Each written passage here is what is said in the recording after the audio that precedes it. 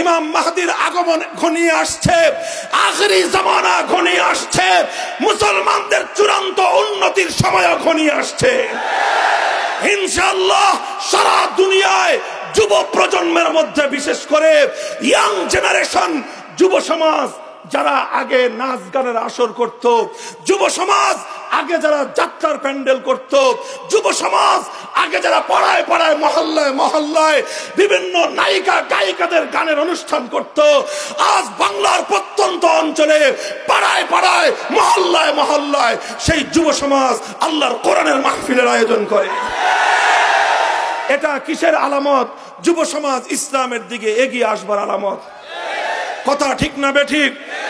ইনশাআল্লাহ ইসলাম বিরোধী যে কোনো ষড়যন্ত্র হবে, দেশের যুব সমাজ তোমরা সজাগ থাকবে তো? ইনশাআল্লাহ তোমরা যদি সজাগ থাকো, আলেম সমাজ তোমাদেরকে যথা সময়ে সতর্ক করবেন। যখনই কোনো ষড়যন্ত্র আসবে তখনই উলামায়ে কেরাম তোমাদেরকে ইনশাআল্লাহ সচেতন করবার চেষ্টা করবে।